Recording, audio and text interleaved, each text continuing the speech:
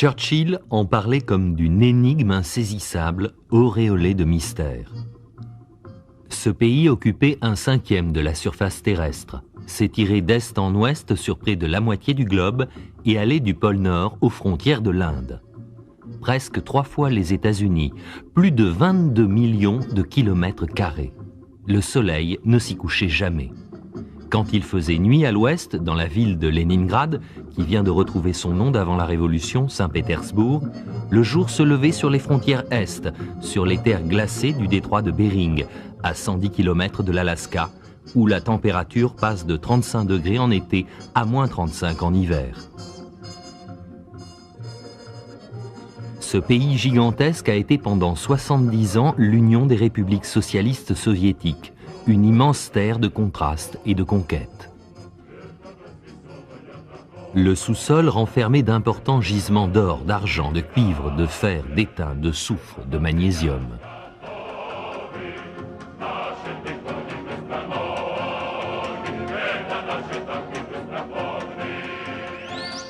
Ces forêts couvraient des millions d'hectares et représentaient un quart des réserves de bois de la planète.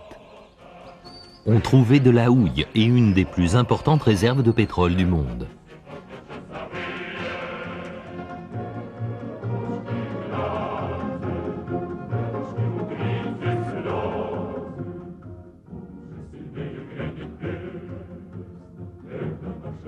Il y avait aussi du fer et des aciéries qui en tiraient les outils de la paix ou les armes de la guerre. Des complexes sidérurgiques comme celui de Magnitogorsk, le plus grand du monde. Des immenses plaines fertiles, des steppes, les terres de Géorgie et d'Ukraine qui produisaient à foison céréales, fruits, tournesol, coton, et où les machines agricoles modernes récoltaient froment, avoine, seigle, orge, afin de nourrir 250 millions de personnes.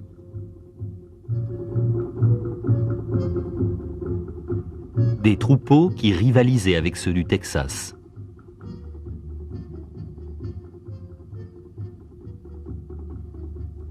Du raisin, du tabac, du coton cultivés dans les terres ensoleillées du sud et ramassés à la main.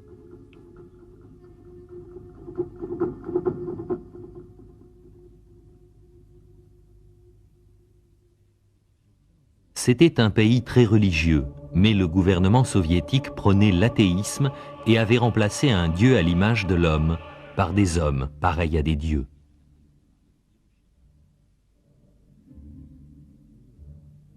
On employait parfois à tort le terme de Russie. L'Union soviétique était en réalité un ensemble de nationalités qui parlaient 150 langues différentes, une véritable tour de Babel. Et comme cela a souvent été le cas dans son histoire, ce vaste territoire et cette mosaïque de peuples étaient dirigés par un gouvernement central à la fois sévère et généreux.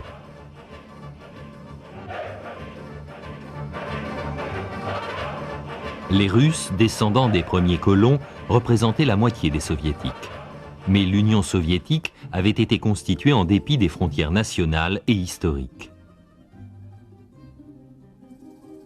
Il y avait les Cosaques, les célèbres cavaliers du bassin du Dniepr.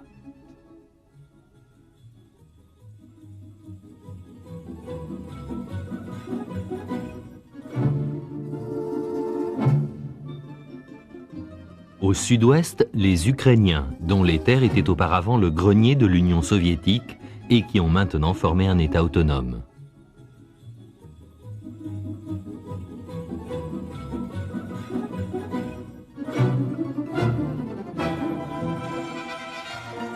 Leurs voisins, les Moldaves, qui descendent des Roumains et non des Russes. Et encore la Biélorussie et la Bessarabie sur la mer Noire. Et les vieux massifs montagneux du Caucase, avec leur mélange de religion et de culture, l'Azerbaïdjan, l'Arménie, la Géorgie, la Tchétchéno-Ingouchie.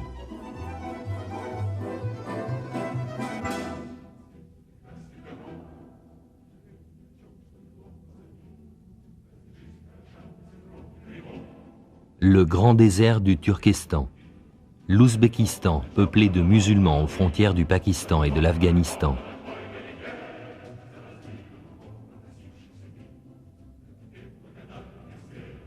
Les Mongols, descendants des guerriers de Gengis Khan.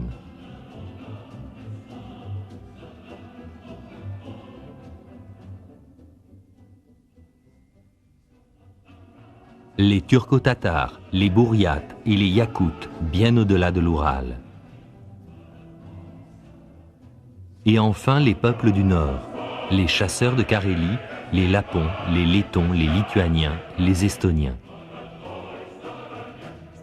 Les gens vivaient aussi bien dans des igloos que dans des chaumières, des villages médiévaux ou des villes qui n'ont rien à envier à celles du reste du monde.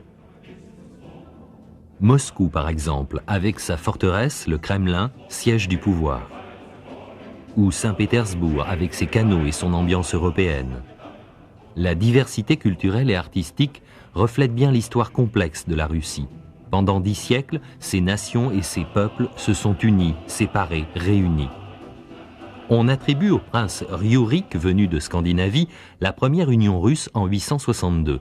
Une union toute relative. Malgré un patriotisme profond, un respect du passé et une grande force spirituelle, la Russie a toujours été un pays composé d'individus. Jeunes mariés, paysans, infirmières, ingénieurs, laveurs de carreaux, vendeuses, femmes au foyer, employés de poste, speakers, hôtesses de l'air, scientifiques, dactylos. L'histoire de la Russie et de l'Union soviétique, c'est une lutte incessante entre la soif de liberté individuelle et le besoin d'une force collective conduite par un pouvoir autoritaire. La Russie a été souvent envahie au cours de son histoire, au sud par les Mongols, à l'ouest par les Goths, les Huns, les Avars, les Bulgares. En 1242, l'ordre des chevaliers teutoniques envahit et occupa la ville de Pskov, au nord. Sous la conduite de leur grand maître, les chevaliers allemands réduisirent en esclavage toute la population de la région, y compris de la capitale Novgorod. En cette heure de péril, le peuple russe se tourna vers son prince.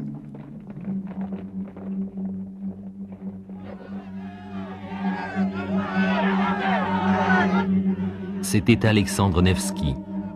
Sous sa conduite, les habitants de nombreuses villes et principautés se regroupèrent pour repousser l'envahisseur. Et le 5 avril 1242, sur le lac gelé de Peipus, les forces russes unies affrontèrent les combattants allemands puissamment armés. Les Russes n'étaient pas aussi bien organisés ni aussi bien équipés. La plupart des soldats étaient de simples paysans ou marchands. Ils réussirent néanmoins à repousser l'agresseur et la bannière allemande disparut dans les glaces. Les envahisseurs se noyèrent par centaines dans le lac gelé.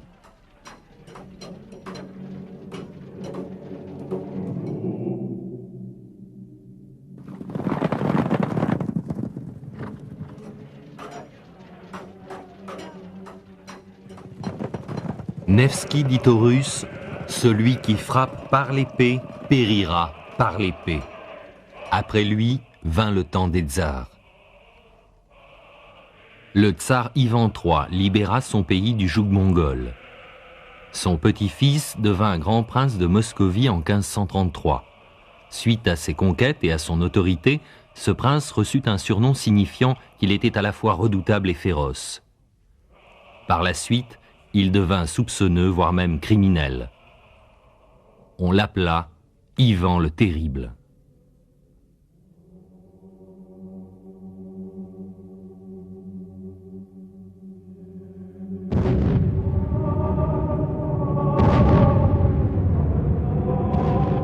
Ivan étendit le pouvoir de la Moscovie aux provinces de Kazan, Astrakhan et à une partie de la Sibérie. Il contourna le pouvoir des boyards, l'élite des princes, pour le confier à des personnalités locales issues des classes populaires. Mais celles-ci abusèrent souvent de leur pouvoir. Ivan faisait confiance à peu de gens. Sa mère avait été empoisonnée quand il était enfant, et la même chose était sans doute arrivée à sa première femme. Il était très autoritaire, mais tenait compte de la Douma, l'assemblée des représentants locaux. Ce personnage contradictoire s'était autoproclamé tsar de tous les Russes. Pierre le Grand était brillant et violent, fasciné par la beauté et la souffrance. Il mit en déroute l'envahisseur suédois à Poltava et permit la création de la première marine russe moderne. Fasciné par l'Europe, il décida de construire Saint-Pétersbourg. Il en parlait comme d'une fenêtre ouverte sur l'Europe et engagea des architectes français et italiens qui conçurent une ville dont la beauté et l'élégance surpasse celle de Venise ou d'Amsterdam. Les édifices portent toujours les armoiries de la famille Romanov. La dynastie commença avec Michel Romanov en 1613 et elle comprend Catherine Ière, une domestique que Pierre le Grand avait épousée, qui prouva qu'une femme pouvait diriger la Russie en étant ferme et juste.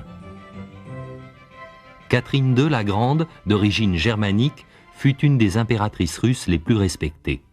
Elle avait confisqué le pouvoir à son mari débile. Elle correspondit avec Voltaire, elle encouragea l'émergence de la littérature russe, mais aggrava le sort des serfs et fit la guerre à la Turquie et à la Pologne.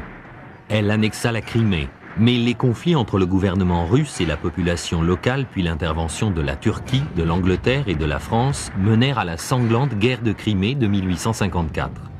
Elle dura 3 ans et fut un désastre pour les troupes russes et leurs vieux fusils à pierre contre les fusils anglais modernes.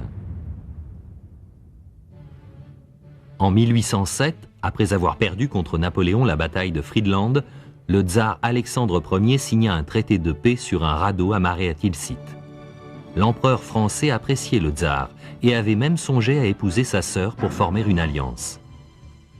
Mais 5 ans plus tard, Napoléon traversa l'Europe pour conquérir la Russie avec sa grande armée composée de 500 000 hommes.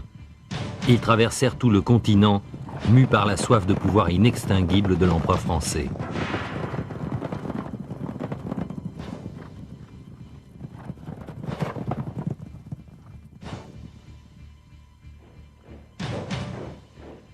Mais l'armée du tsar, dirigée par le général Koutouzov, priva Napoléon de sa victoire.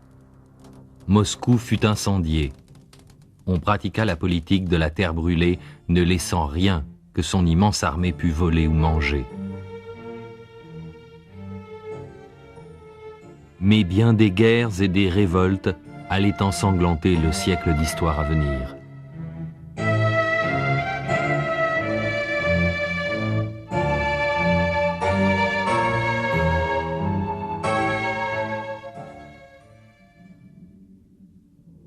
La révolution industrielle du 19e avait atteint la Russie, mais au début du 20e siècle, le pays reposait essentiellement sur l'agriculture. Malgré l'abolition du servage en 1861, sous Alexandre II, les paysans vivaient encore comme au temps d'Ivan le Terrible. Un travail mécanique pratiquement inexistant, une main-d'œuvre bon marché et les propriétaires terriens qui s'enrichissaient.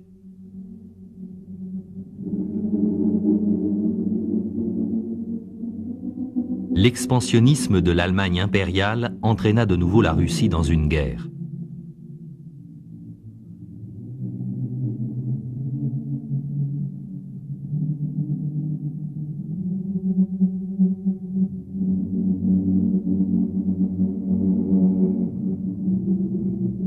Malgré les liens de famille unissant la reine Victoria, l'empereur allemand et le tsar, leurs relations se détériorèrent. La complexité des traités de défense et l'hostilité historique de la Russie et de l'Allemagne laissaient présager qu'ils se retrouveraient dans des camps opposés.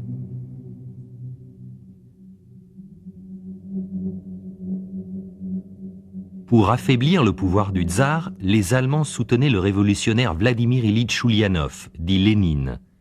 Il était secondé par Lev Davidovitch Bronstein, dit Trotsky, un orateur persuasif et véhément, ainsi qu'un excellent organisateur.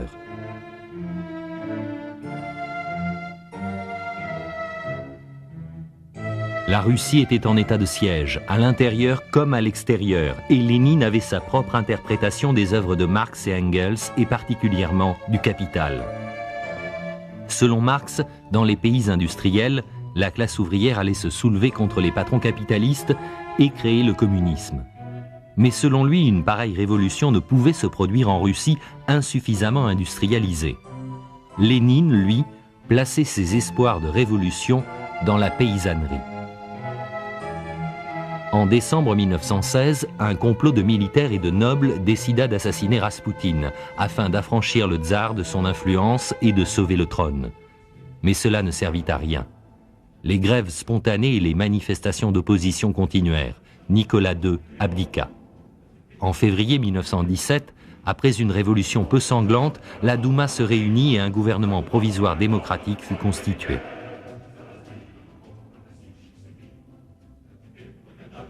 Des militaires rejoignirent la révolution. Partout, de Saint-Pétersbourg jusque sur les lignes de front, on but, on célébra l'événement.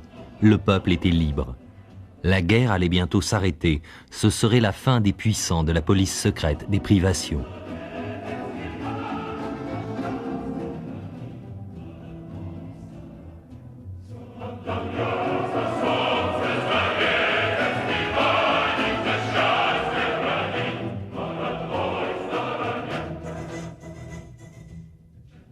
Mais le nouveau gouvernement provisoire était chaotique. Composé de tsaristes, d'anarchistes se méfiant de toute forme de gouvernement, de militaristes partisans d'un État fort, de modérés favorables à une démocratie à l'anglaise, de gauchistes comme les mencheviks qui voulaient donner le pouvoir aux travailleurs. Le parti bolchevique de Lénine appelait à donner tous les pouvoirs aux soviets, de petits groupes radicaux qui suivaient la ligne du parti. Un avocat éloquent, Alexandre Kerensky, prit la tête de ce gouvernement instable et dut faire face à des attaques continuelles. Les bolcheviks interrompaient les réunions, demandant à Kerensky de remettre le pouvoir aux soviets. La tentative de coup d'État d'un général de droite conduisit Kerensky à relâcher plusieurs centaines de bolcheviks emprisonnés. C'était une erreur. Mus par les promesses de Lénine, la paix et le pain, les bolcheviks, sous la direction de Trotsky, s'emparèrent du palais d'hiver et Lénine prit le pouvoir.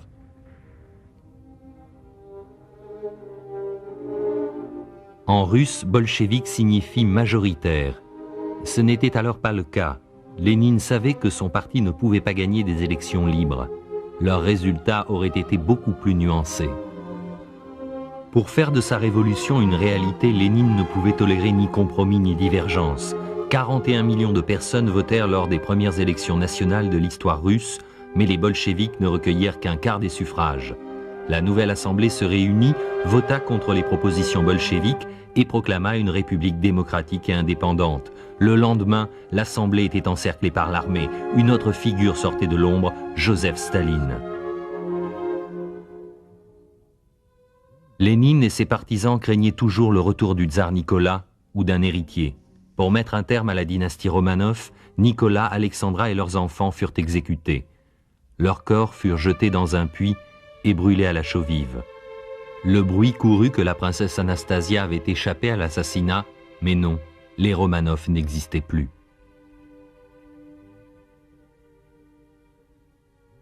La mort continuait à frapper massivement sur le front. Il y eut en tout plus d'1 700 000 morts du côté russe.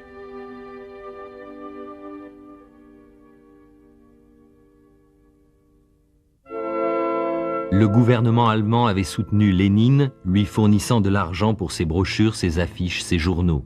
Ses opposants ont souvent déclaré qu'il était à la solde de Wilhelmstrasse, mais Lénine était simplement pragmatique. Il acceptait l'argent de l'ennemi, quitte à lui tourner le dos quand il n'en aurait plus besoin.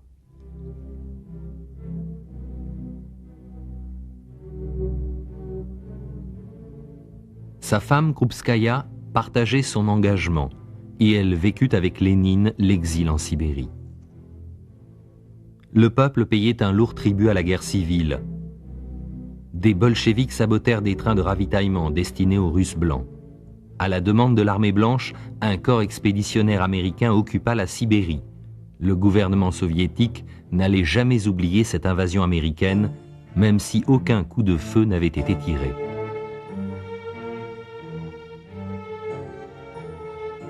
Certains militaires défendaient la Nouvelle République, d'autres restaient fidèles aux idéaux du tsar et à la patrie. D'autres encore hésitaient entre les politiques de Lénine, Kerensky et la Douma. Les Blancs, fidèles au tsarisme, combattaient l'Armée rouge composée des partisans des idéaux communistes. L'Armée rouge tirait peut-être son nom, comme la place rouge, d'un adjectif qui signifiait autrefois en russe « belle ». Mais le rouge symbolisait aussi le sang des patriotes, comme sur le drapeau de bien des pays où figure cette couleur. Usant de manœuvres, Lénine rassembla suffisamment d'ouvriers, d'intellectuels et de militaires pour le soutenir dans sa course au pouvoir. L'homme chauve à la barbiche devint le symbole de la liberté et de l'utopie à venir. La guerre continuait. Les soldats russes reculaient ou rentraient tout simplement chez eux.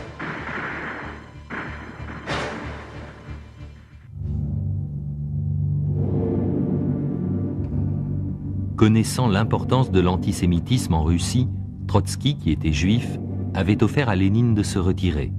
Lénine, qui appréciait son intelligence et son dynamisme, refusa.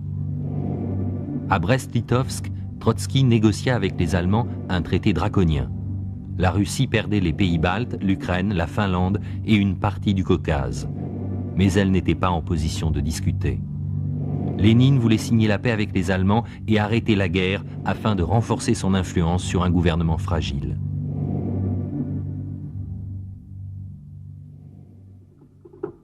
Les gauchistes voulaient étendre la révolution à l'Europe pour éliminer l'influence capitaliste. Les partisans de la droite étaient prêts à se battre jusqu'au dernier contre une armée allemande honnie. Les modérés demandaient une paix digne et une république dans laquelle tous les peuples seraient représentés.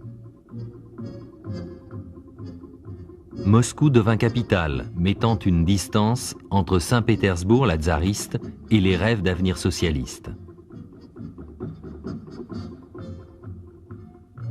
En 1922, une hémorragie cérébrale écarta Lénine du pouvoir, mais pas du devant de la scène. Des affiches où figuraient les héros de la Révolution jouaient le rôle de nouvelles icônes. Lénine y était le plus représenté. Pendant 74 ans, on verrait ses portraits partout, jusque sur les paquets de cigarettes. Un temps, Trotsky fut lui aussi adulé, jusqu'à ce qu'on décide de le supprimer. Les pays voisins de la Russie devinrent des États socialistes et fin 1922, ces républiques furent réunies dans l'Union des républiques socialistes soviétiques. Nationalistes, modérés et même gens de gauche étaient désormais ses ennemis. Félix Dzerzhinsky devint chef des organes de sécurité. La Tchéka fut créée, une police secrète dont la brutalité dépassait même celle de l'Okhrana du tsar. La prison, les chaînes, les exécutions, l'exil en Sibérie que le tsar avait fait subir à Lénine étaient des peines et une peur courante. La Tchéka devint ensuite le GPU, puis le NKVD, le MVD et enfin le KGB. Contrairement à ce qu'affirmait la propagande, Lénine se méfiait de Staline et jusqu'à sa mort en 1924, il exprima dans sa correspondance sa crainte que Staline n'abusât de son pouvoir s'il prenait les rênes du nouvel État.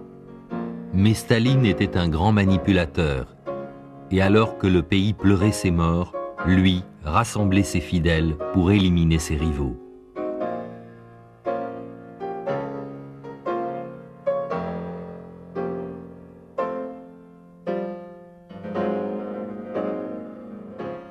Le corps embaumé de Lénine devint un monument au nouvel ordre socialiste, installé dans un mausolée de marbre sur la place Rouge.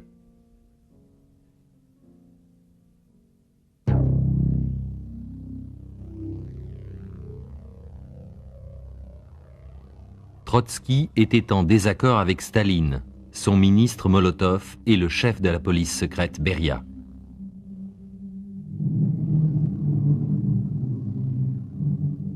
Les affiches représentaient des paysans et des ouvriers heureux, mais tous les partis, hormis le Parti communiste, furent interdits.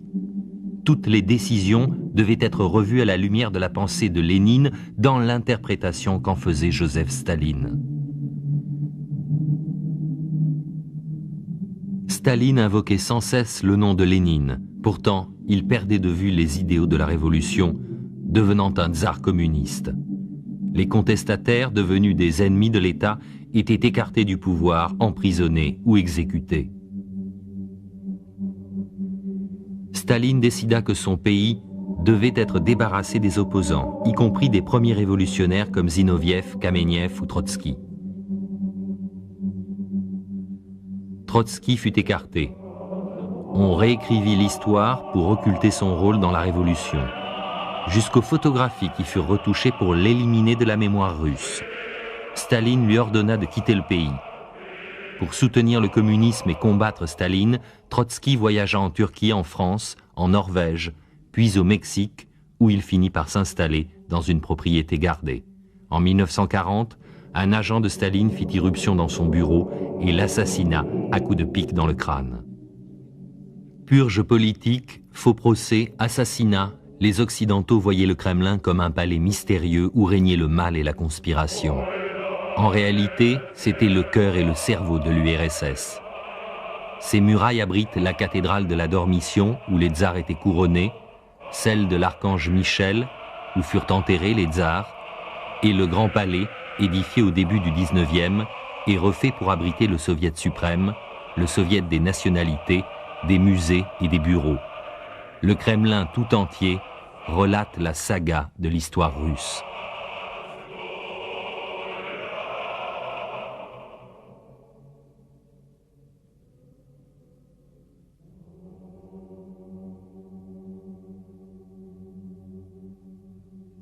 Les palais tsaristes furent conservés pour rappeler la folie dépensière des tsars, mais aussi comme un objet de fierté.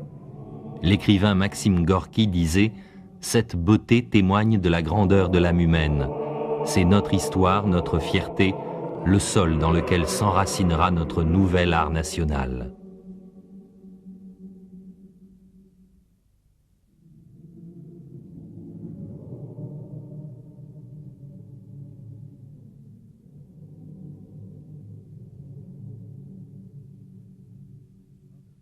D'autres arts furent encouragés par les communistes, malgré les restrictions. Serge Diaghilev fonda le ballet moderne en 1901. Des œuvres de Tchaïkovski comme La Belle au bois dormant, Casse-Noisette et Le Lac des Cygnes furent interprétées par les ballets russes et le ballet de Moscou. La tradition fut poursuivie avec le ballet de Moscou qui donna des stars internationales comme Rudolf Nureyev et Mikhaïl Baryshnikov. Le compositeur Igor Stravinsky révolutionna la musique avec le Sacre du printemps.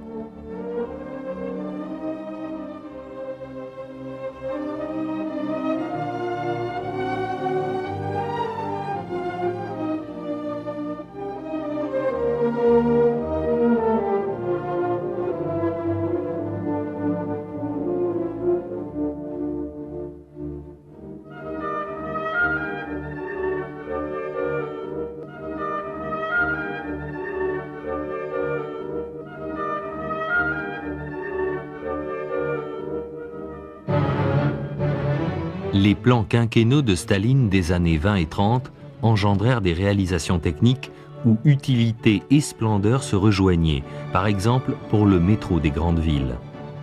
Loin d'être purement utilitaires comme à New York ou à Londres, les stations de métro russes ressemblent souvent à des musées vivants, avec leurs peintures, leurs sculptures et leur architecture soignée. Cette réussite technique et esthétique fut un véritable coup de maître pour le ministre des Transports, Nikita Khrouchtchev.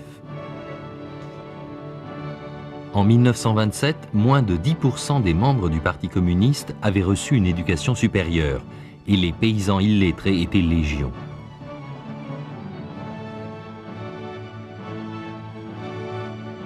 L'école fut déclarée obligatoire. Les leçons évoquaient toujours les fondateurs du socialisme russe, Marx, Engels et Lénine. À ce panthéon vint s'ajouter une autre divinité, Joseph Staline. Mais ce dieu ne se déplaçait qu'en limousine blindée.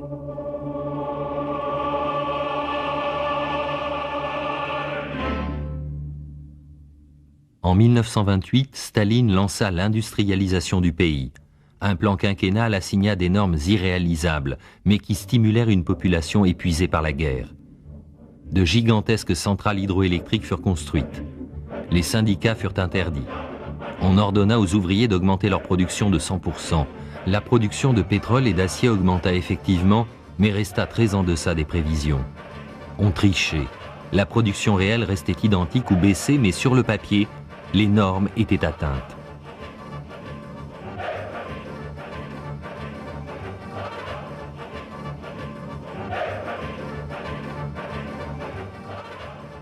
Tour à tour maussade ou sociable, convaincu du bien fondé de son projet, Staline était une sorte de tsar pour le meilleur et pour le pire. Basé à Moscou, le Comintern, l'internationale communiste, essayait de disséminer la révolution dans le monde entier. Il faut dire que le désespoir engendré par la crise de 29 rendait le communisme très attirant pour tous ceux dont la vie avait été brisée par la faillite du capitalisme. Dans les années 30, des centaines de milliers de personnes adhérèrent au Parti communiste américain.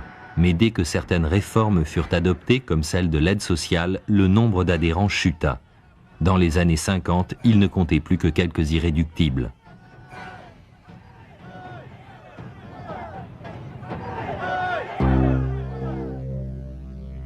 En Allemagne, Adolf Hitler écrivait « Quand nous parlons d'un nouveau territoire, nous devons penser à la Russie.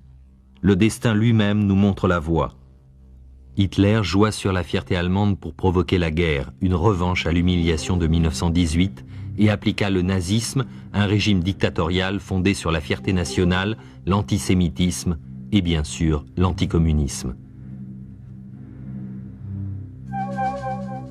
L'URSS adhéra à la Société des Nations dans l'espoir d'éviter la guerre. Mais alors que certains pays réclamaient l'usage de la force pour stopper l'agression, l'Allemagne, l'Italie et le Japon quittaient la Société des Nations pour régler les conflits à leur façon par la guerre.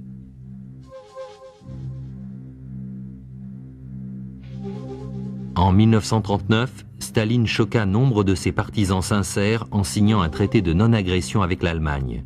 La Russie put ainsi gagner du temps pour préparer sa défense, mais cela permit aussi à l'Allemagne d'envahir l'Autriche, la Tchécoslovaquie puis la Pologne. La marche vers l'Est des nazis fut interrompue par la déclaration de guerre de la France et de la Grande-Bretagne. Les Allemands se retournèrent vers l'Ouest, envahissant la France et harcelant l'Angleterre.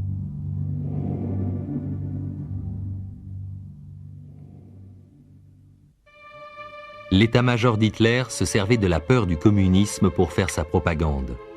L'idée socialiste d'égalité était quelque chose qu'Hitler ne pouvait supporter et encore moins tolérer en Allemagne. C'était contraire à sa croyance en une race supérieure.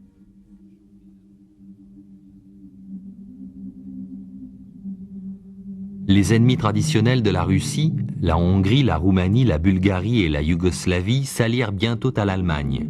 Le gouvernement réactionnaire hongrois, dirigé par l'amiral Horthy, la Roumanie, gouvernée par le jeune prince Michel, mais secrètement manipulée par le pro-allemand Antonescu, et la Bulgarie, où régnait le roi Boris, qui partageait les idéaux du national-socialisme, tous se soumirent aux nazis. Quand les peuples de ces pays se soulevèrent, leurs dirigeants invitèrent rapidement les Allemands à venir rétablir l'ordre.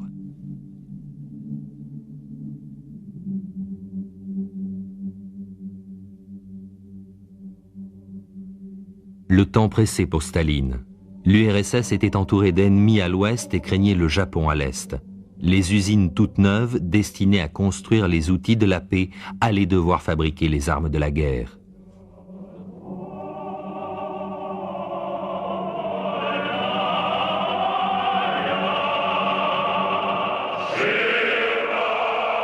Dans toute l'URSS, on mobilisa des hommes pour servir dans l'armée rouge. Beaucoup furent fiers de le faire, mais des milliers refusèrent de combattre pour un pays qui ne leur offrait aucune liberté.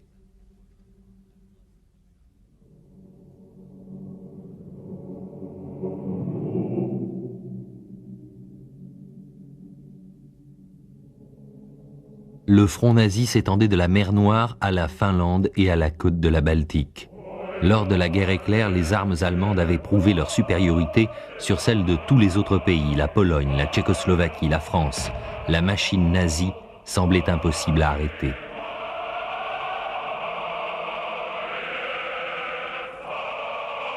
Le 22 juin 1941, les nazis attaquèrent 5 régions en même temps. C'était le début de la bataille de Russie. Plus de 2 millions d'hommes, 200 divisions, s'élancèrent sur un front de plus de 3000 km pour anéantir l'armée rouge et rayer l'URSS de la carte. Le gouvernement fut évacué à Kuibychev, à plus de 1000 km à l'est. Hitler clama que l'ennemi avait été brisé et ne pourrait jamais se relever. Les nazis avancèrent, occupant 800 000 km² du territoire russe, l'équivalent de la taille du Middle West.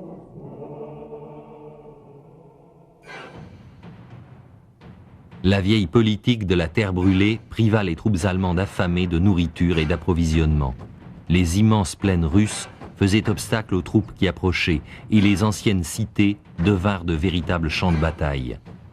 Dans chaque ruelle, on tirait. Dans chaque maison, on s'embusquait. Disposant de peu de grenades, les Russes en improvisèrent à partir de bouteilles d'essence et de chiffons enflammés. Elles furent baptisées « cocktail Molotov », en référence au ministre des Affaires étrangères de Staline. Odessa, la ville de la révolte de 1905, fut assiégée par les Allemands pendant 2 mois. En tenant la ville, les Russes empêchaient le front nazi de pénétrer en Crimée. Les soldats et les habitants de Sébastopol, la base navale de la mer Noire, résistèrent avec un grand courage. Il y eut 8 mois de bombardements, de pilonnage et de tirs, et de nombreuses victimes. Mais l'armée rouge s'accrochait à son port. Rue après rue, maison après maison, l'armée nazie et l'armée communiste se battaient pour leur pays et leur propre vie.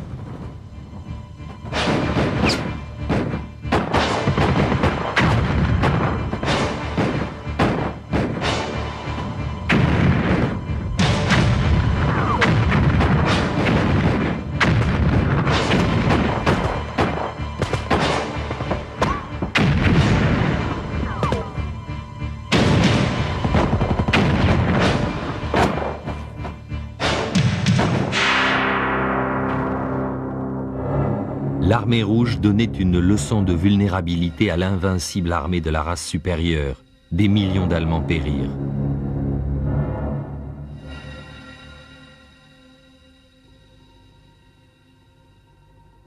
L'assaut continuait. Malgré la censure du Kremlin, les soviétiques savaient que la situation était désespérée.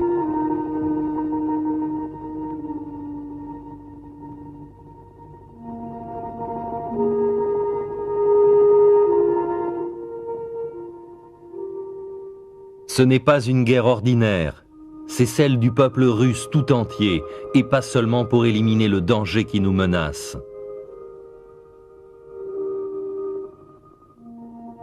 La propagande familière des affiches avait pris un ton nouveau. Elle prônait la haine de l'envahisseur, appelée à la résistance. L'égalité des sexes était désormais une réalité. Dans ce pays patriarcal, les femmes combattaient et mouraient aux côtés des hommes pour défendre la mère patrie.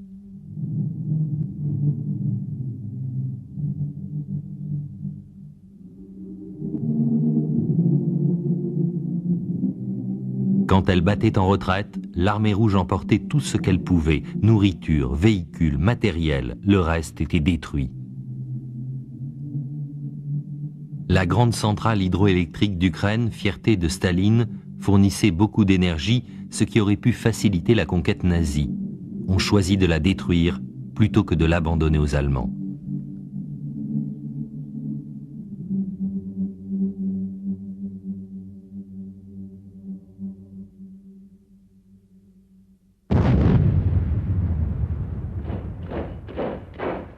Staline utilisait le sentiment national pour consolider l'effort de guerre. « Que le courage de nos grands ancêtres vous inspire dans cette guerre », disait-il au peuple. Et il rappelait la formule qu'Alexandre Nevsky avait prononcée 700 ans auparavant, « Celui qui frappe par l'épée périra par l'épée ».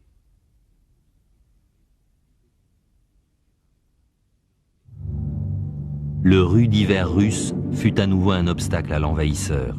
Les églises et les synagogues, fermées par le gouvernement athée, furent de nouveau ouvertes pour donner force, réconfort et ardeur au combat.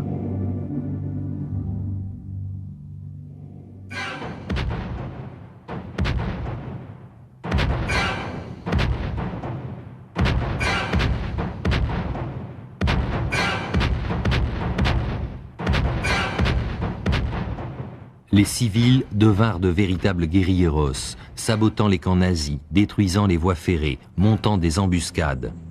Mais il y avait plus d'1 million de déserteurs. En effet, les nazis avaient promis l'indépendance à des républiques comme la Lettonie, l'Estonie, la Lituanie, l'Arménie, le Turkestan. Et des milliers de gens avaient préféré la promesse nazie à la dictature communiste. Après la guerre, ils furent emprisonnés, déportés, ou exécutés pour collaboration ou trahison.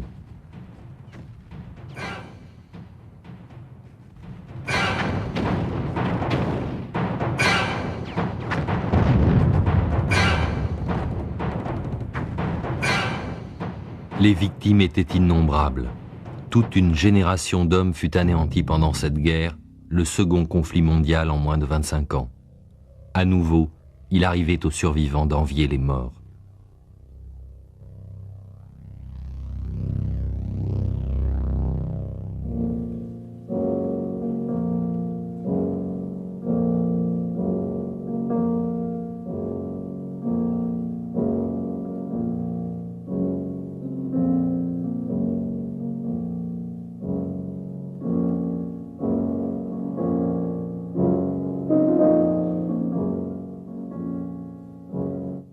Les filles russes avaient souvent été violées, torturées ou mutilées par les soldats nazis.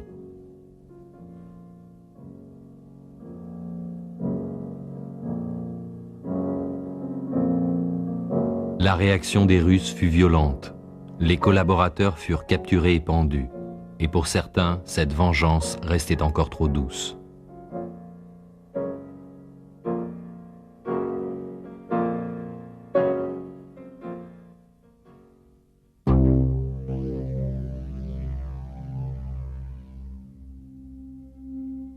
Moscou, Leningrad et même la ville récente de Stalingrad se préparaient au combat.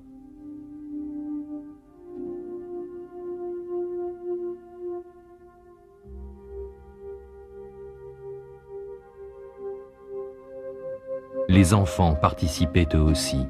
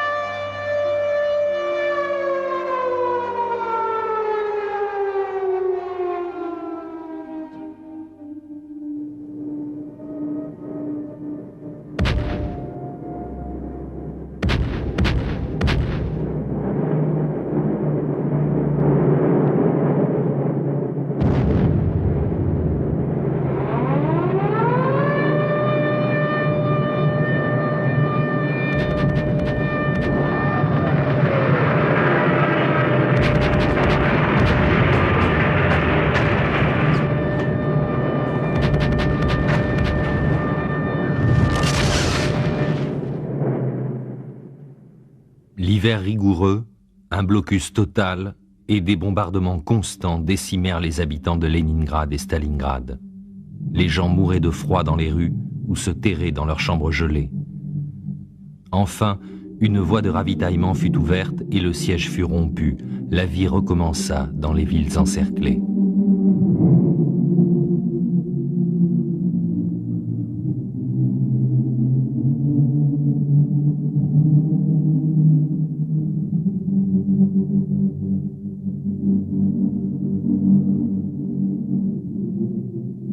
Une contre-offensive massive repoussa l'armée allemande épuisée dans les plaines russes, puis en Pologne, dans les pays baltes et enfin jusque dans les forêts de l'Allemagne. Lors de la conférence de Yalta, Roosevelt et Churchill laissèrent à Staline les pays baltes pour qu'il joue le rôle de tampon en cas d'agression. Staline s'engagea à autoriser des élections libres dans les territoires occupés et à entrer en guerre contre le Japon. Les forces alliées prirent et occupèrent Berlin, laissant à l'armée rouge le temps de savourer son triomphe et de se venger. Les prisonniers allemands furent contraints de défiler dans les villes russes sous les huées de la foule.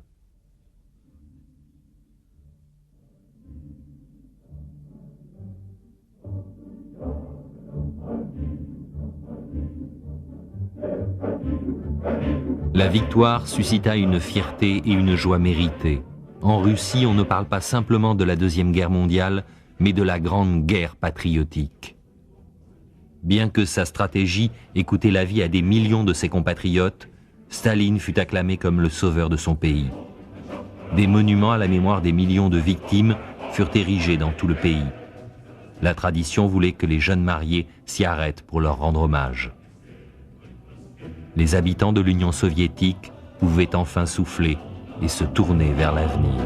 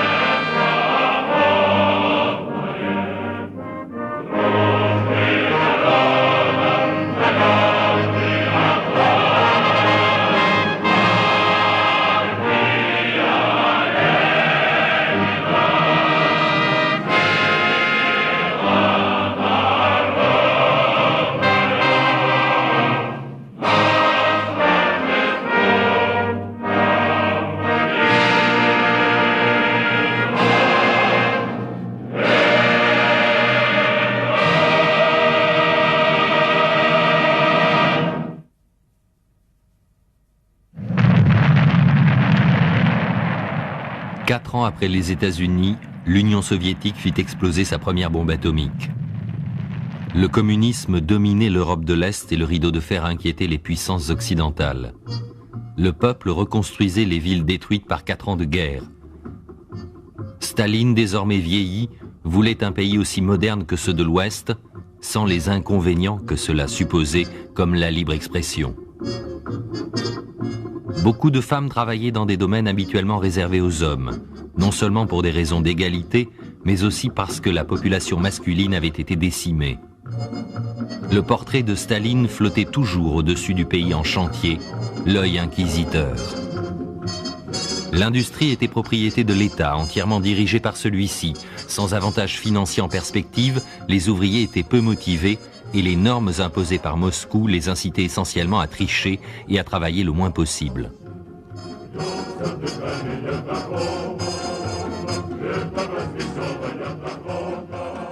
Pour que les étudiants ne perdent pas le contact avec la classe ouvrière, ils devaient en plus travailler en usine ou dans les kolkhozes.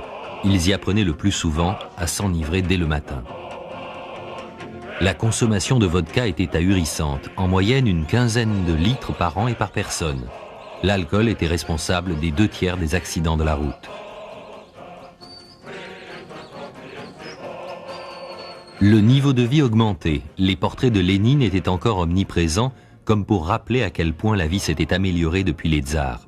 Mais la nouvelle génération avait soif de biens matériels. On les trouvait parfois au GUM, le plus grand magasin du monde qui était censé vendre de tout, des bonbons aux chaussures en passant par les articles de sport et les oignons. Mais les boutiques et les galeries n'étaient pas chauffées et les files d'attente étaient longues.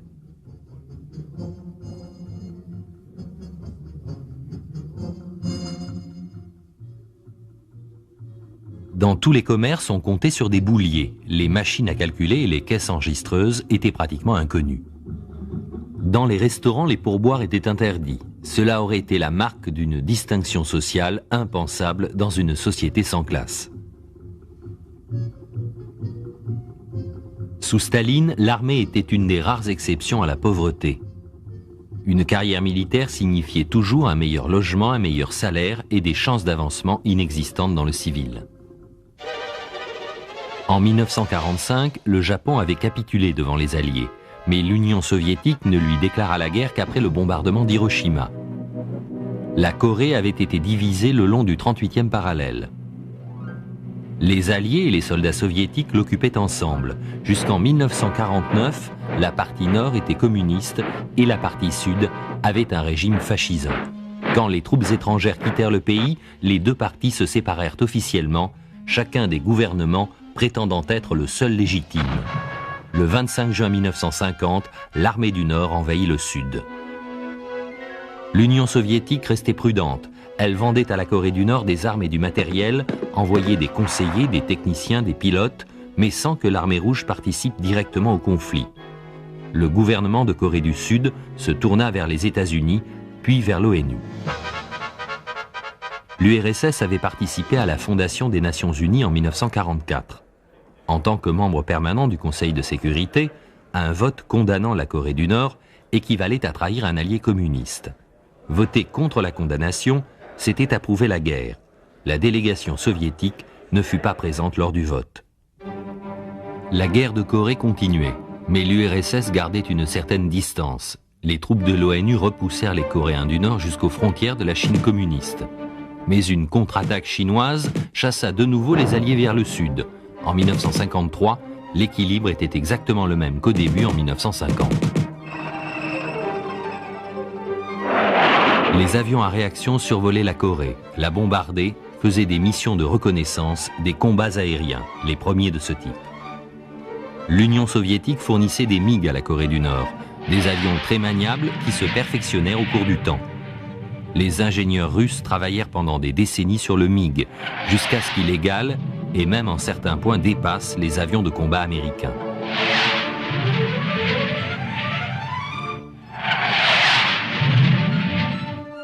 Staline mourut en 1953. Son corps fut placé à côté de celui de Lénine. Mais certains prolongeaient son influence pour servir leurs propres desseins, comme le sénateur McCarthy, qui spéculait sur la peur du communisme. Au Kremlin, les dirigeants intriguaient pour le pouvoir. Ce fut Nikita Khrouchtchev qui devint premier secrétaire du Parti communiste. Il prenait la tête de l'URSS. Il dénonça les crimes de Staline, les assassinats, les purges, le mensonge et desserra l'étau qui opprimait le peuple. La première religion, le christianisme orthodoxe russe, avait été imposée par Vladimir de Kiev en 989. Le catholicisme, pratiqué essentiellement en Lituanie, était loin d'être aussi répandu. Persécutés durant les premières années du pouvoir soviétique, les chefs spirituels avaient vu les églises transformées en musées. L'enseignement religieux était interdit car l'autorité des prêtres pouvait remettre en question la soumission aveugle à l'État. Officiellement, la Constitution garantissait la liberté de religion en URSS, mais en fait, les impôts étranglaient l'Église.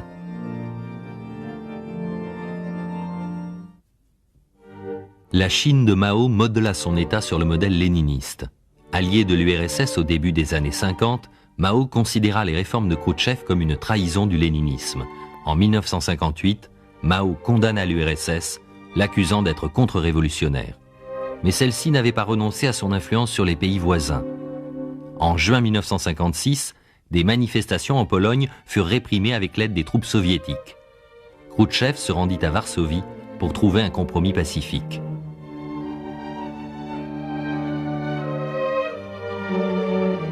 La réaction au soulèvement hongrois quelques mois plus tard fut encore plus dure. Le leader communiste révisionniste Imre Nagy prit la tête d'une véritable révolution contre le régime fantoche et répressif dans le but de s'affranchir de Moscou et de transformer le communisme, que d'autres voulaient tout simplement éliminer.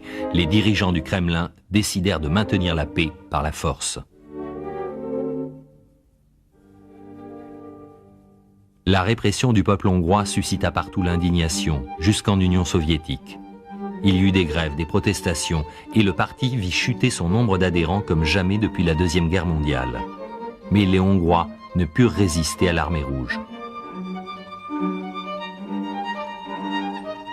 Le même scénario se reproduisit 12 ans plus tard en Tchécoslovaquie, quand les troupes soviétiques renversèrent le gouvernement communiste modéré de Dubček.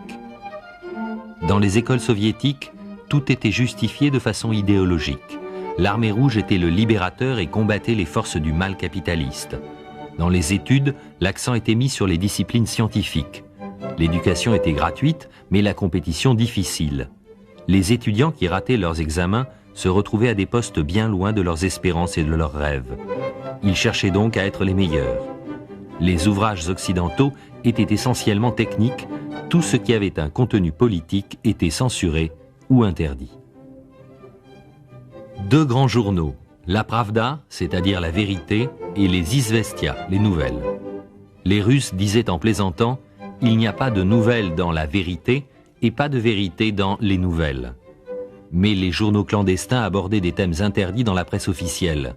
La soif de savoir triomphait même de la censure. L'université de Moscou, le plus grand établissement d'enseignement du monde, produisit une génération de penseurs inventifs. L'étude du marxisme avait tendance à supplanter les sciences sociales et humaines, mais les sciences appliquées attiraient la fine fleur de la jeunesse soviétique. Sous Staline, les scientifiques devaient prouver que toutes les grandes inventions avaient été faites par des Russes. Ce délire cessa avec Khrouchtchev.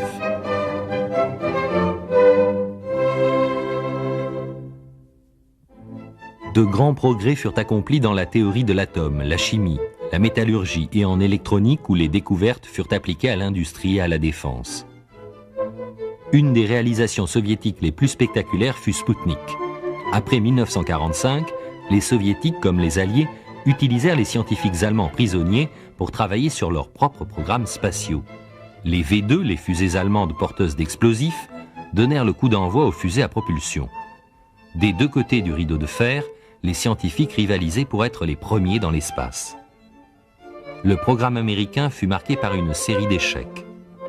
Les soviétiques, eux, gardaient leurs erreurs secrètes. Le 4 octobre 1957, ils accomplirent un exploit en mettant en orbite autour de la Terre une sphère métallique de 83,6 kg. C'était Spoutnik, une simple radio émettant un bip régulier, mais qui pouvait être captée en n'importe quel point du monde. Comparé aux satellites sophistiqués d'aujourd'hui, Spoutnik était d'une extrême simplicité, mais ce fut le premier objet fabriqué par l'homme à quitter l'atmosphère terrestre. Le monde était sous le choc. Pour certains, cela ouvrait de nouveaux horizons, explorer l'espace, les planètes et l'univers. Pour d'autres, cela annonçait des stations orbitales menaçant d'anéantir les villes américaines.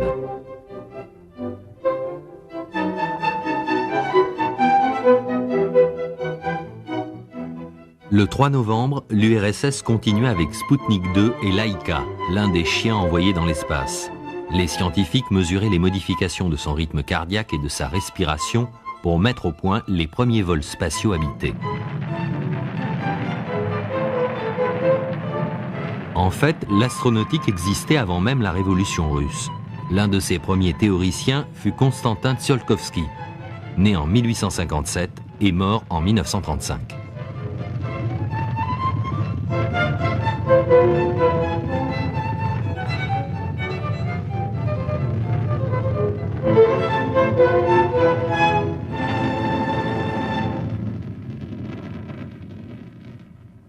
En 1958, Fidel Castro prit la tête de la révolution de Cuba pour abattre un dictateur de droite corrompu, Batista. L'île était dirigée par de riches propriétaires terriens et des compagnies américaines. La capitale, La Havane, était le paradis du jeu de la prostitution. Le dictateur et la mafia se partageaient les bénéfices. Chacun se réjouit de l'éviction du tyran. Mais comme pour la révolution russe, la liberté fut de courte durée. Castro imposait sa loi. Des centaines de personnes accusées de soutenir Batista furent emprisonnées ou exécutées. Castro devint l'allié socialiste de l'URSS. Cuba était un protectorat de l'Union soviétique qui lui surpayait le sucre et le tabac afin de compenser l'embargo américain. Aux Nations Unies, Castro se plaignit que la CIA essayait de le renverser et avait mis sur écoute sa chambre d'hôtel à New York. Personne ne le crut. Mais plus tard, à l'ONU, Khrouchtchev déclara que le communisme était plus humain que le capitalisme, que la lutte entre les intérêts financiers et le peuple finirait par lui donner raison.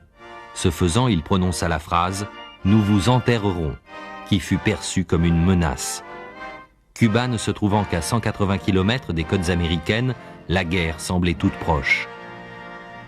Les pacifistes du monde entier étaient souvent accusés par la CIA ou le FBI d'être manipulés à leur insu par le KGB. Juste avant la conférence de Paris, entre Khrouchtchev et Eisenhower en 1960, un avion espion U-2 fut abattu au-dessus du territoire soviétique. Le gouvernement américain nia. Le Kremlin suivait les élections présidentielles américaines de 1960 avec intérêt. John Kennedy était réputé comme quelqu'un de pragmatique, réfléchi et peut-être même facile à manipuler. Il était moins conservateur que son adversaire Richard Nixon. Mais soviétiques et américains ignoraient que celui-ci préparait une invasion de Cuba avec le concours de la CIA qui coordonnait les troupes américaines et les exilés hostiles à Castro. L'Union soviétique préparait elle aussi une surprise, mais nettement plus pacifique. Dans un centre d'entraînement à une trentaine de kilomètres de Moscou, des hommes s'apprêtaient à vivre la plus grande des aventures, le lancement d'une fusée dans l'espace. Ils s'appelaient les cosmonautes, les navigateurs du cosmos. Une gigantesque fusée de lancement devait décoller d'une base ultra secrète. Cette mission prestigieuse fut confiée au colonel Youri Gagarin, un jeune pilote d'essai de l'armée de l'air plein de charme et de séduction, mais d'une terrible timidité. Le 12 avril 1961, il devint le premier homme dans l'espace.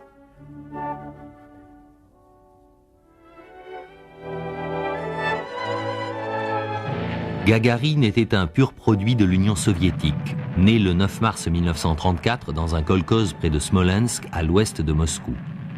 Il fréquenta l'Institut technique de Saratov où il apprit à voler. Brillamment diplômé de l'Académie de l'armée de l'air soviétique en 1955, il fut bientôt volontaire pour les vols spatiaux.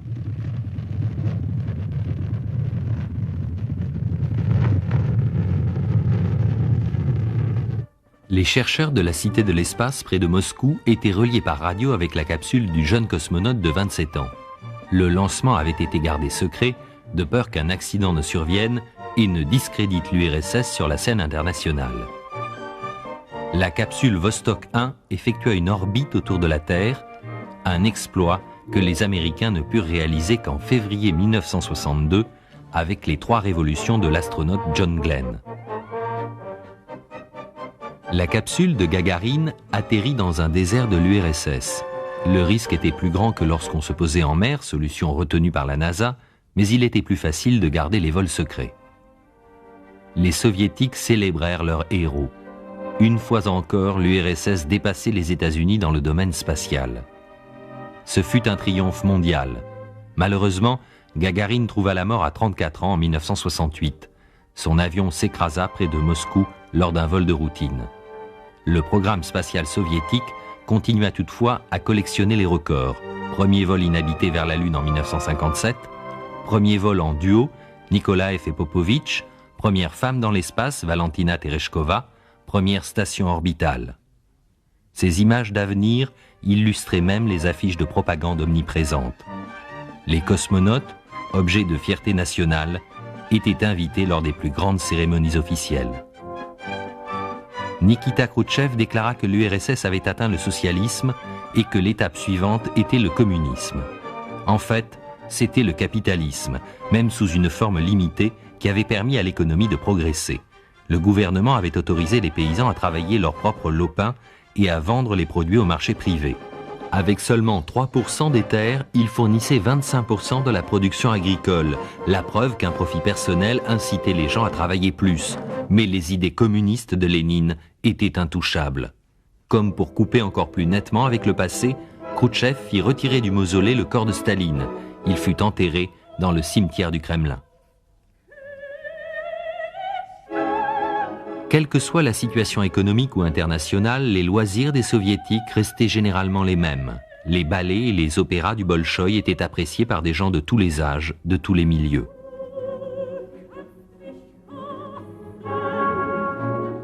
D'autres pans de la culture populaire étaient marqués par la propagande. Les films d'espions mettaient en scène de beaux et loyaux agents du KGB combattant les forces ennemies de l'impérialisme occidental, un James Bond à la russe. Les films de science-fiction abordaient souvent des thèmes pacifistes et pro-socialistes. Dans ce film de science-fiction, un équipage international se dirige vers Vénus. Une fois arrivé, il voit qu'il y a très longtemps, cette planète était habitée par une civilisation qui s'est détruite en préparant une attaque nucléaire contre la Terre.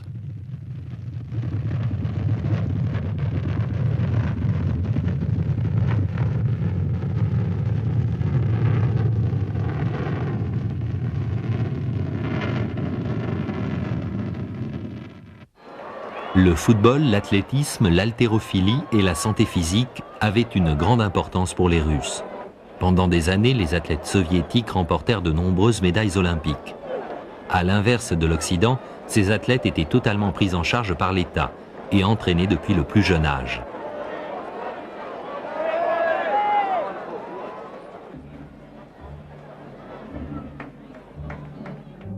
Le cirque de Moscou fut toujours populaire en URSS et dans le monde entier, faisant des tournées dans toutes les grandes villes, sur tous les continents.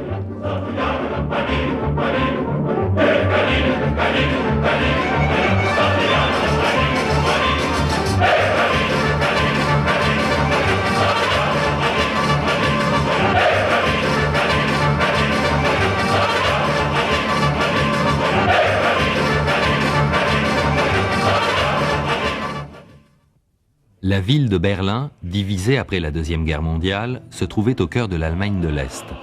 Le blocus communiste fut brisé par un pont aérien des Alliés en 1949. Des émeutes furent réprimées par les chars soviétiques en 1953. Mais la main-d'œuvre de Berlin-Est fuyait vers la zone libre. Pour arrêter cette hémorragie, le régime communiste érigea un mur de briques, protégé par des fils de fer barbelés et des mines. Khrouchtchev visita en personne Berlin et sembla approuver la construction. Le mur, avec ses chiens et ses miradors, devint un symbole de l'oppression des États communistes.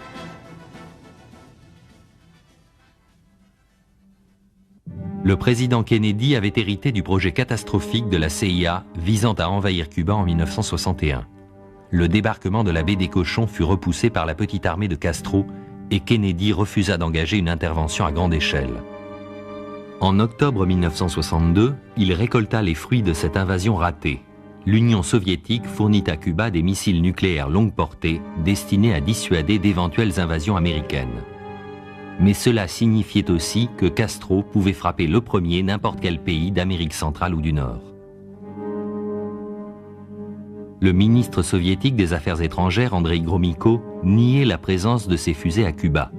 Des vols de reconnaissance confirmèrent pourtant que les fusées s'y trouvaient et que beaucoup étaient opérationnels. L'armée américaine fut en état d'alerte maximale. Des bombardiers à longue portée prirent position près des frontières soviétiques, prêts à larguer leurs charges nucléaires sur des cibles programmées. Des porte-avions et des sous-marins équipés de missiles Polaris encerclèrent Cuba. Des milliers de troupes furent mobilisées.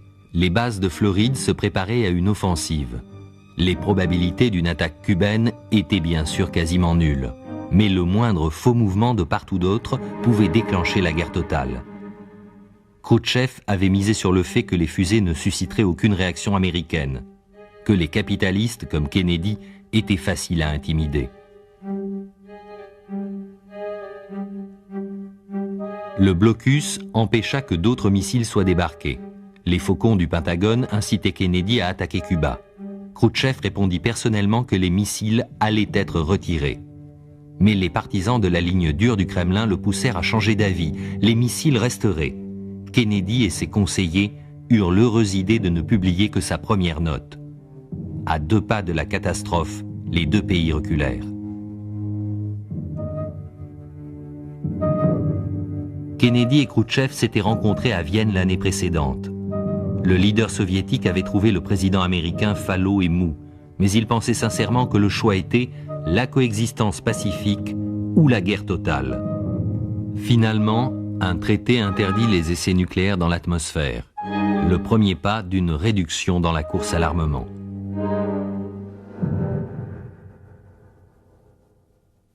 L'URSS et les États-Unis encouragèrent tous deux le développement du nucléaire civil. L'énergie produite par les centrales fournissait de l'électricité à de plus en plus de villes sur le vaste territoire soviétique. Les physiciens russes avaient énormément progressé sur la fission de l'atome, mais utilisaient souvent des techniques démodées en Occident. Depuis qu'on soupçonnait les scientifiques soviétiques d'utiliser la technologie nucléaire pour fabriquer des armes, les progrès réalisés sur les centrales américaines étaient gardés secrets. Les 2 camps protégeaient jalousement leurs découvertes et leurs échecs.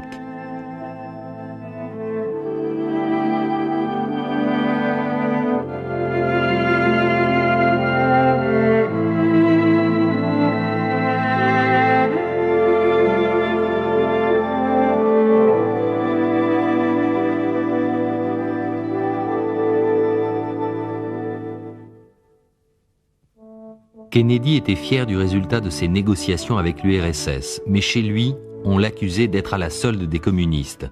Interdiction des essais de la bombe H, refus de l'invasion de Cuba avec toute la puissance militaire. La CIA savait même que Kennedy cherchait à rétablir des relations avec Cuba et à réduire la présence militaire au Vietnam. Kennedy fut assassiné à Dallas en novembre 1963.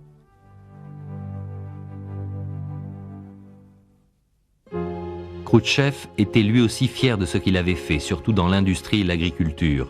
Mais les orthodoxes du Kremlin trouvaient qu'il avait perdu la face à Cuba et qu'il était passé à l'ennemi avec le traité d'interdiction des essais. En 1964, Khrouchtchev fut limogé et Léonid Brejnev devint premier secrétaire du parti. Alexei Kosygin président le conseil. Au Moyen-Orient, l'Union soviétique soutenait les pays arabes contre l'impérialisme sioniste et avait depuis longtemps établi avec eux des relations militaires et industrielles.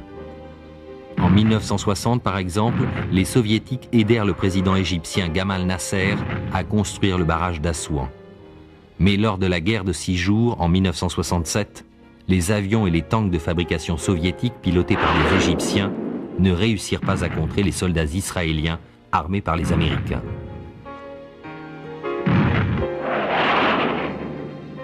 Et au Vietnam, la guerre du capitalisme et du communisme continuait. L'URSS fournissait du matériel à l'armée de libération du Vietnam du Nord, dirigée par le leader communiste Ho Chi Minh. Les États-Unis, comme souvent, finirent par soutenir une dictature militaire fasciste au sud, tout aussi nuisible que le régime communiste. La grande différence, c'était que les soldats américains mouraient par milliers sur le champ de bataille. La Chine communiste entra en scène, ce qui crispa ses relations déjà tendues avec l'URSS. Prudente, celle-ci n'envoya pas de troupes.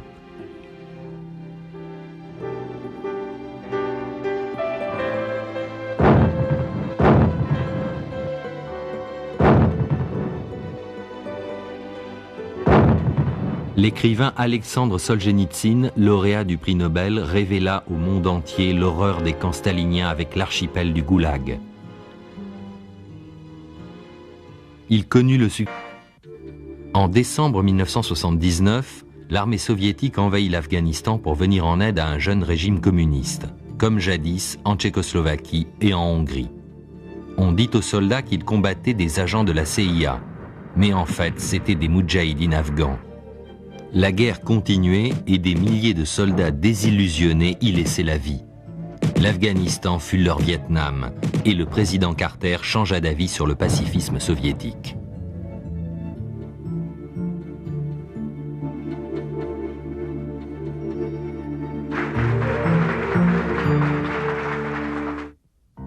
Mais il y avait encore une possibilité de paix et de coopération. Américains et soviétiques élaborèrent un programme conjoint dans la stratosphère. Le 17 juillet 1975, une capsule soviétique Soyouz s'arrima à la station américaine Apollo.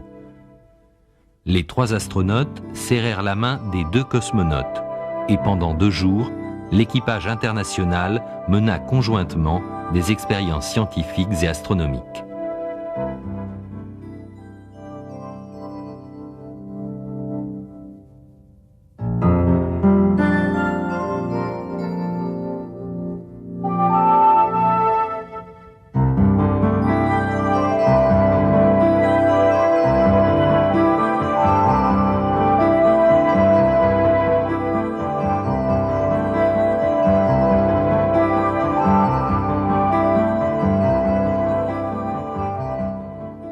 Une médaille spéciale, frappée pour l'occasion, symbolisait l'union des peuples des 2 pays.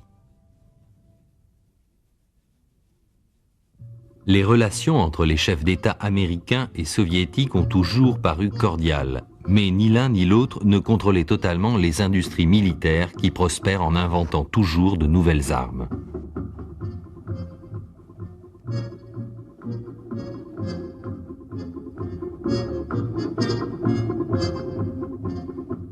Mikhaïl Gorbatchev entra en scène. Secrétaire général du Parti communiste, il savait que son pays avait besoin de réformes profondes.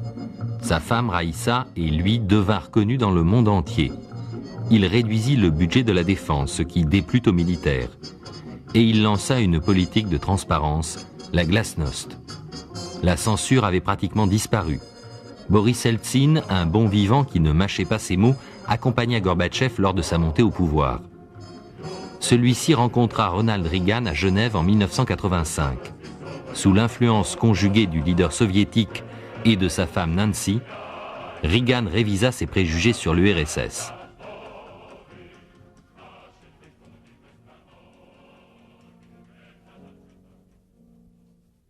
Nous devions nous rencontrer et nous l'avons fait. J'aspirais à un nouveau départ et nous l'avons réalisé. Je ne peux pas affirmer que nous étions d'accord sur des points idéologiques ou des objectifs nationaux fondamentaux, mais nous nous sommes mieux compris et c'est là une clé pour la paix. Je peux dire que le monde est devenu plus sûr. Gorbatchev était reconnu mondialement comme un instigateur de la paix, mais l'envolée des prix et la rareté des denrées de base montèrent l'opinion publique de son pays contre lui. Eltsine prit ses distances et quitta le parti.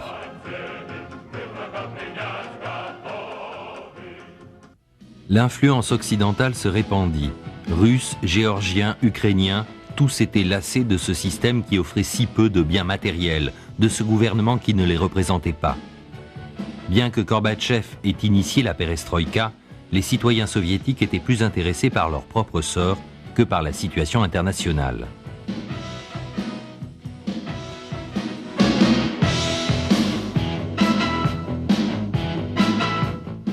Le capitalisme relevait la tête, le commerce fleurissait à tous les coins de rue.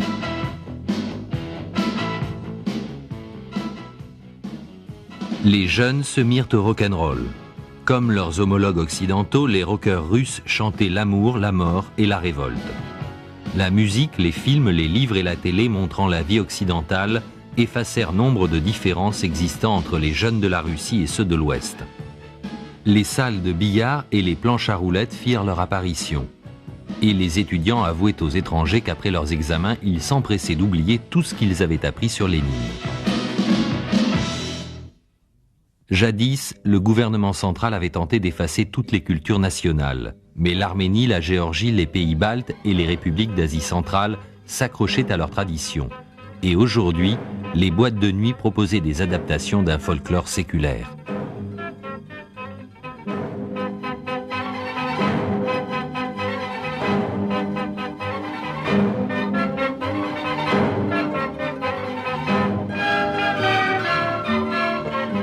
Moscou, Leningrad et surtout les républiques de Lituanie et de Lettonie organisèrent des divertissements qui n'avaient rien à envier à ceux de Las Vegas. À l'époque de Staline, ce type d'influence occidentale était stigmatisé comme décadent. Mais désormais, le public en redemandait. « J'ai vu l'avenir et ça marche », disait un visiteur de l'Union soviétique dans les années 30. Mais dans les années 80, l'avenir se brisa. À la centrale de Tchernobyl, des techniciens testaient le système d'arrêt d'urgence d'un des 4 réacteurs nucléaires. En moins de 50 secondes, la réaction n'était plus maîtrisée. La température à l'intérieur du réacteur atteignit plusieurs centaines de degrés. Le cœur et les parois se mirent à brûler et à fondre. Une énorme explosion dispersa plus d'1 tonne de débris radioactifs mortels dans l'atmosphère.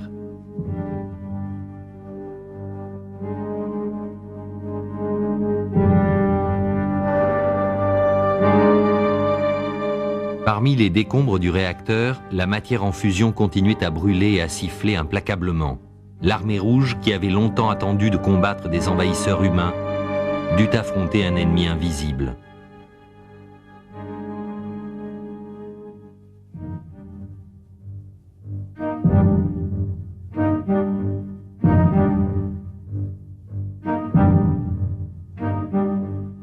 Pour éviter que le sol et la nappe phréatique ne soient contaminés par les radiations, des ouvriers du métro construisirent un soubassement en ciment sous le réacteur.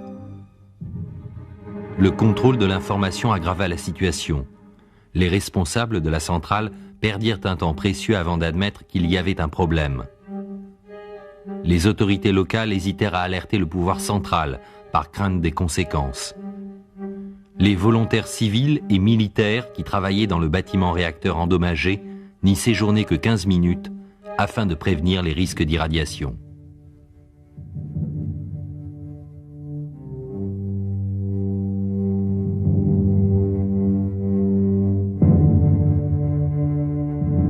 Les autorités locales tentèrent de minimiser le danger. La population concernée ne fut alertée que plusieurs heures plus tard, bien après que des tonnes de déchets radioactifs se furent échappés. Même prévenus, les gens avaient du mal à y croire. Le gouvernement leur avait assuré que la centrale ne présentait aucun danger. Équipements, personnels furent longuement douchés pour éliminer les poussières radioactives. Les forêts proches furent volontairement incendiées. Les arbres avaient absorbé une telle quantité de radioactivité qu'ils étaient dangereux. Des montagnes de terre radioactive furent retirées sur les lieux de la catastrophe, noyées dans du béton et évacuées.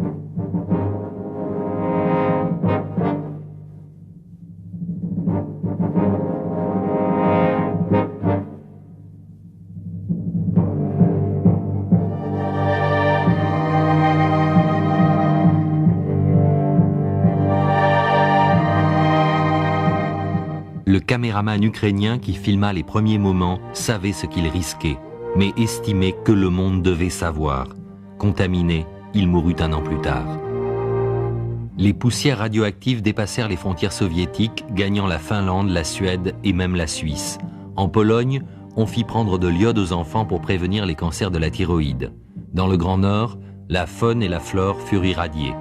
Vivant de l'élevage des rennes, les lapons ne purent plus utiliser leur peau ni consommer leur viande. Tchernobyl, comme 3 Mile Island, relançait la question de la sécurité nucléaire. Le jeu en valait-il la chandelle? Les 50 centrales soviétiques ne fournissaient que 12% de l'énergie du pays. Plusieurs responsables de Tchernobyl furent démis de leurs fonctions et poursuivis en justice. L'un d'eux se suicida 1 an jour pour jour après la catastrophe. Le réacteur fut enfermé dans un énorme sarcophage de béton.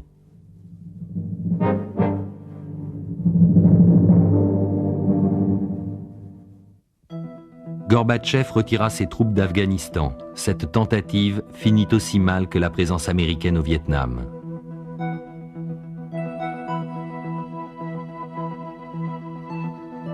Gorbatchev continuait à courtiser les États-Unis. Il était terriblement populaire quand il se rendit à New York.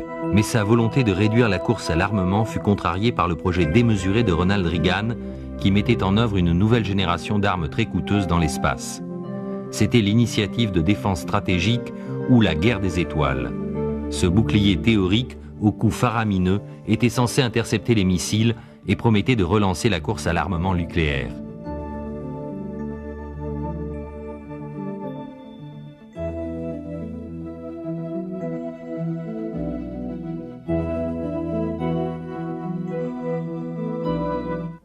L'égalité et la liberté promises par le communisme furent finalement prises pour ce qu'elles étaient, de vaines promesses. Pressé par le temps, Gorbatchev encouragea les entrepreneurs à s'inspirer du modèle occidental, la propriété privée plutôt qu'une industrie dirigée par l'État. Mais Gorbatchev croyait encore au communisme. Si le parti était réformé, la bureaucratie éliminée, si les États-Unis et l'URSS s'accordaient pour rejeter la menace imaginaire de guerre totale, le système communiste pouvait fonctionner. Mais ces changements prendraient du temps. Pour être sûr de disposer du temps nécessaire et de l'influence suffisante sur l'immense bureaucratie, il nomma alors des conservateurs de l'époque brejnevienne à des postes importants, des gens qui croyaient encore au système de Lénine.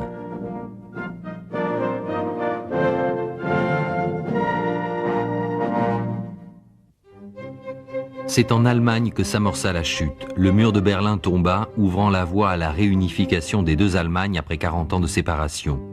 Puis les peuples de l'Union soviétique demandèrent à choisir librement leur destinée.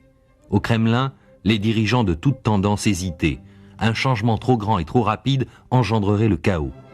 De trop petits remaniements déclencheraient une révolte générale.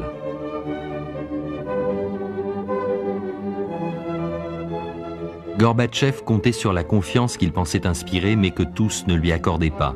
Eltsine devint le président de la République russe lors des premières élections démocratiques depuis 70 ans. Ce fut le symbole de la défiance du peuple envers le parti et le gouvernement central.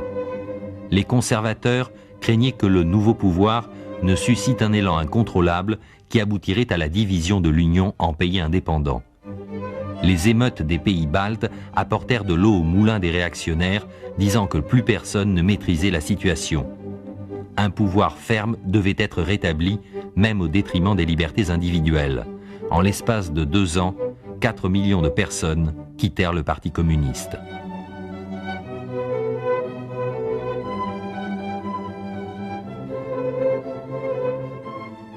Gorbatchev accepta de réorganiser l'Union soviétique et d'accorder plus d'indépendance aux républiques, de leur donner une plus grande autonomie vis-à-vis du pouvoir central. Certains membres du Soviet suprême le prirent comme une trahison. Le week-end précédant la signature du nouveau traité de l'Union, Gorbatchev fut fait prisonnier dans sa résidence de Crimée. Les présentateurs de la télévision soviétique déclarèrent alors que le vice-président, Gennady Yanaev, assumait la charge du gouvernement. Selon la version officielle, Gorbatchev était souffrant, mais le mensonge était évident, c'était un coup d'État fait par des hommes prêts à tout.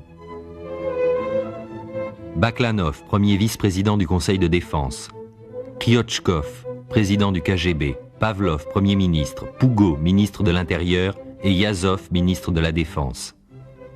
L'armée entra dans Moscou. Les nouveaux leaders proclamèrent un état d'urgence de 6 mois pour arrêter l'inflation et les troubles et restaurer l'ordre et la légalité. On apprit par la suite que les putschistes étaient ivres quand ils se lancèrent dans cette aventure. Mais ivres ou non, ils considéraient que la politique de Gorbatchev causerait l'effondrement de l'Union soviétique. Les chars entrèrent dans Moscou, La promesse de la glasnost, le rêve d'un pays démocratique, s'évaporait soudain. Eltsine brava les putschistes comme il avait bravé Gorbatchev, en exigeant le retour du leader soviétique et la vérité sur sa prétendue maladie. Mais les tenants de la ligne dure étaient prêts à écraser toute rébellion, comme ils l'avaient fait en Pologne, en Tchécoslovaquie et en Hongrie. Lech Walesa, connu pour son franc-parler, restait prudent, car des troupes soviétiques stationnaient encore en Pologne. Mais les autres chefs d'État, communistes comme capitalistes, condamnèrent cette prise de pouvoir et exigèrent la libération du président soviétique. Gorbatchev enregistra ce message sur sa propre caméra vidéo sans savoir si ce film serait vu un jour. J'ai essayé 2 fois de le joindre au téléphone, mais sans succès. 3 jeunes gens furent tués, les martyrs de la deuxième révolution russe. Les chars et les troupes fidèles à Eltsine entourèrent l'immeuble du Parlement russe pour parer à une attaque éventuelle. Des citoyens inquiets dressèrent des barricades. À l'intérieur, les partisans de Eltsine étaient reliés au reste du monde par radio, télévision et fax. Dehors, dans la nuit des rues de Moscou, la foule en colère renversait des autobus et attaquait les chars avec des bâtons, des pierres et des cocktails Molotov. Des dizaines de milliers de personnes se massèrent autour du Parlement, prêtes à affronter les balles, les bombes et les gaz. Ils acclamaient Eltsine, qui résistait. Mais les soldats ne suivirent pas le nouveau gouvernement et passèrent du côté du peuple. Même les forces d'intervention spéciales refusèrent de tirer sur leurs compatriotes. Depuis un studio de diffusion à l'intérieur du bâtiment assiégé, Eltsine promit que l'honneur de l'armée russe ne serait pas souillé par le sang du peuple. Les militaires refusèrent l'autorité des putschistes et Gorbatchev put rejoindre le monde extérieur. J'ai réussi à lui parler. Gorbatchev est encore en Crimée. Il rentrera cette nuit ou demain à Moscou. Tout le monde connaît le respect et l'amitié que je lui porte. Et j'ai été ravi d'entendre qu'il allait bien. Au bout de 3 jours, le putsch avait échoué. La démocratie triomphait. Gorbatchev rentra, choqué mais en bonne santé.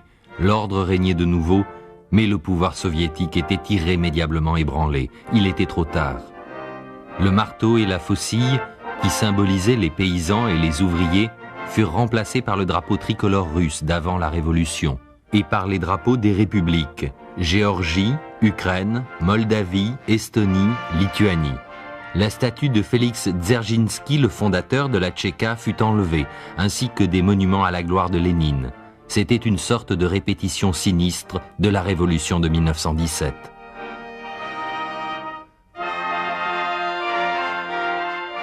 Gorbatchev lui-même quitta le Parti communiste, mais avertit que tout changement brutal serait fatal au pays. Eltsine forma néanmoins une communauté d'États indépendants. La dernière décision de l'État soviétique fut de s'auto-dissoudre. Le 25 décembre 1991, Mikhaïl Gorbatchev démissionna. C'était le dernier président de l'Union des républiques socialistes soviétiques. Les problèmes d'alimentation demeurent. L'ouverture soudaine du marché a fait fortement chuter la valeur du rouble et l'avenir suscite de graves inquiétudes. Mais après 70 ans de communisme et 1000 ans de totalitarisme, le peuple se dirige vers un avenir incertain mais plein de promesses. Les paroles de Gogol s'appliquent à ce nouveau pays aussi bien qu'à la Russie de 1840. Et Russie, ne voles-tu pas comme une ardente troïka qu'on ne saurait distancer ? Tu passes avec fracas dans un nuage de poussière, laissant tout derrière toi. Russie, où cours-tu ? L'air bouleversé s'agite et devient vent. Tout ce qui se trouve sur terre est dépassé et avec un regard d'envie. Les autres nations s'écartent pour te livrer passage.